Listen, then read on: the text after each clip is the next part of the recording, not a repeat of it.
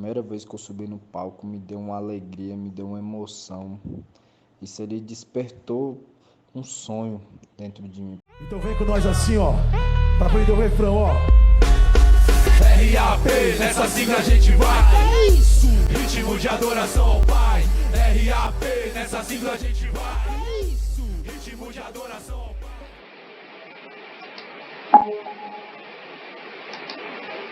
De pensar, né, no rap como uma ferramenta mesmo, como um instrumento que vai potencializando a criatividade, os processos criativos dos jovens que lá estão. E o projeto Rap colabora muito com isso. A gente mostra um dom, a gente se expressa no rap, que é a realidade que a gente vive, a gente pode mostrar o que a gente passa diretamente da nossa voz, né? Que é de Santa Maria, a indicação para o Prêmio Global Teacher Prize 2020, traduzindo o Nobel da Educação. Quem dá esse orgulho para a gente é o professor de História Francisco Leitão. Ele dá aula na Unidade de Internação de Santa Maria e foi lá que ele criou um projeto de ressocialização. Os jovens que lá estavam, eles não se viam, aí já dentro do meu componente curricular, que é a história, né? Eles não se viam nas histórias contadas nos livros didáticos, mas eles se viam nas histórias narradas nas letras de rap. Então, costumo dizer que não fui eu que escolhi o rap como ferramenta pedagógica. Foram os próprios socioeducandos que apontaram o caminho para mim. Lá dentro, 80% deles e delas se autodeclaram negros e negras. 100% mesmo, assim, desde 2015 que eu estou lá, já é o 7º ano que eu estou lá. Sim. 100% moradores de periferia. Infelizmente, o nosso sistema judiciário, o sistema socioeducativo, o sistema prisional no Brasil é só para botar na tranca preto, pobre e periférico, né? Que a gente chama de criminalização da pobreza. Sim. Mas, enfim, e aí, onde muitos viam problema, eu vi potência. A gente promoveu o primeiro sarau, assim, na cara e na coragem. A gente não tinha recurso nenhum, não tinha estrutura, né? Mas a gente foi atrás da família hip hop lá em Santa Maria, conseguimos a estrutura de som e tal. E fizemos o primeiro sarau e, assim, foi um sucesso, saca?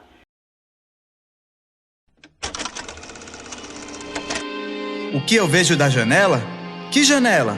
Aqui o sol nasce quadrado. Tá achando que a quarentena tá ruim pra vocês? Imagina pra quem tá privado de liberdade. Eles ficaram 7 meses sem receber visita nenhuma. E a gente resolveu fazer um curta-metragem para falar sobre esse sofrimento deles, né? E ao mesmo tempo que fosse uma ferramenta para eles refletirem que nada, nem tudo está perdido, né? Que aquilo ali é um momento transitório. E a gente fez um curta-metragem chamado Sobrevivendo no Inferno, né? De apenas 2 minutos, é um curta mesmo, e que a gente recebeu um prêmio na Rússia, cara. Foi bem complicado para a gente, sabe? Pedagogicamente não foi legal, não. A gente, no projeto Rap, a gente conseguiu fazer esses materiais audiovisuais, né? Então, os saraus, a gente fazia sarau virtual, que ali reunia ali as apresentações musicais, misturado também com oficina de letramento e rap, com a palestra, né? A gente sempre colocava ali em cada episódio, a gente fez 11 episódios, né? 11 saraus virtuais, que sempre tinha uma palestra ali com um tema relevante para eles e tal. Uhum. Aí fizemos mais 18 episódios de um programa de entrevistas, né? Um salve para quem tá na tranca, que a gente pega rappers e poetas e poetisas, então artistas periféricos, para estar fazendo esse diálogo e exibindo com eles, com temas que são relevantes para eles também, né? Antes a gente priorizava os meninos lá dentro e atendia os egressos, né? Mas ali como um vagão, não como carro-chefe. E aí a gente meio que deu uma invertida. Opa, então já que tá difícil de atender lá dentro, né? Vamos colocar agora, nesse momento, os egressos como carro-chefe e os meninos lá dentro como segundo vagão, digamos assim, em termos de produção mesmo. Sim. E aí começamos principalmente com as questões das produções audiovisuais. Muitos materiais, principalmente os audiovisuais que a gente produziu na época da pandemia, a gente está reaproveitando hoje, só que ali tendo a oportunidade de debater com eles, que antes a gente mandava e não tinha isso, né? Ainda mais você pode levar, além desse recorte, ainda esse qualificador que eram as pessoas em restrição de liberdade, né? Bom, é difícil, né? Se para nós que estávamos aqui do lado de fora, né, já foi uma situação muito chocante, né, muito ameaçadora, né? Para eles que estavam restritos de liberdade, às vezes sem notícia da família, assistindo aos noticiários e vendo, né, aquelas pessoas todas. Eu acho que tudo que a gente fez durante a pandemia foi válido, foi importante, né? Mas, infelizmente, o resultado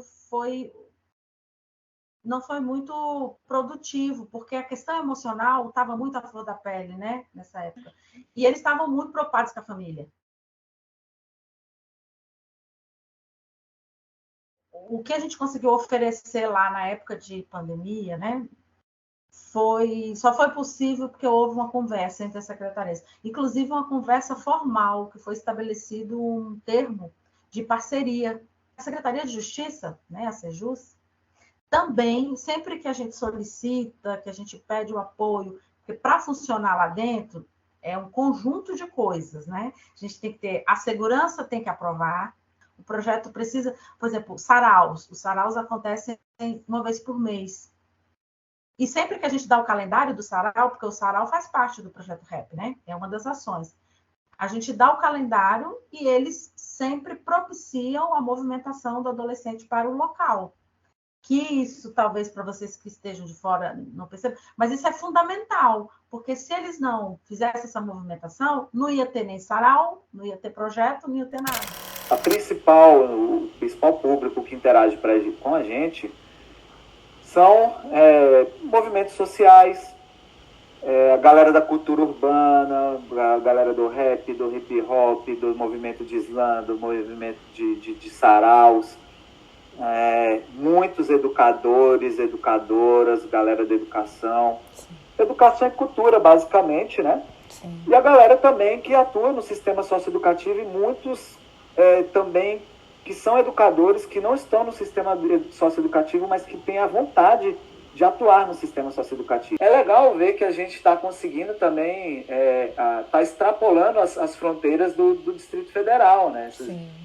Acabou que o projeto está inspirando iniciativas em outros estados, né? Iniciativas similares. A gente fica muito feliz de ter sido assim, vanguardista nisso, sim, né? De termos sido aí os pioneiros. Conseguindo inserir esses jovens nesse ciclo virtuoso, colocando eles próximo de referência positiva, participando de slam de poesia, de batalha de rima, de saraus, de simpósios, de seminários, de festivais de músicas, de campanhas publicitárias, né? E todo esse material que vem sendo produzido, né? Os videoclipes, os CDs, os livros, enfim.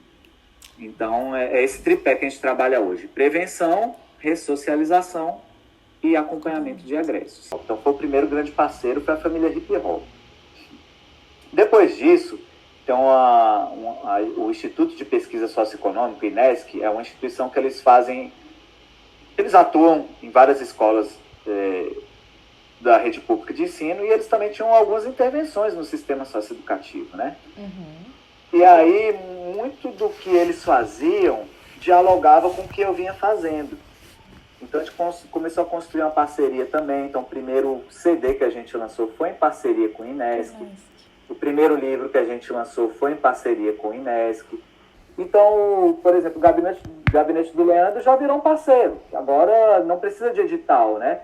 Quando a gente precisa de recursos, ele já consegue ali uma emenda, uma coisa, para garantir que as atividades tenham continuidade, né? Sim. Em 2015, o projeto promove saraus, cine-debates, festival de música e rodas de conversa com artistas e ativistas do DF e do Brasil, dentro da unidade de internação de Santa Maria, que ressocializa cerca de 150 meninos e meninas com idade entre 12 e 21 anos. Fora do eixo, fora do plano, só quem mora na quebra sabe o que eu tô falando. Fora do eixo, fora do plano. O Currículo em Movimento da Educação Básica do Distrito Federal ele tem 3 eixos transversais, que são direitos humanos, diversidade e sustentabilidade.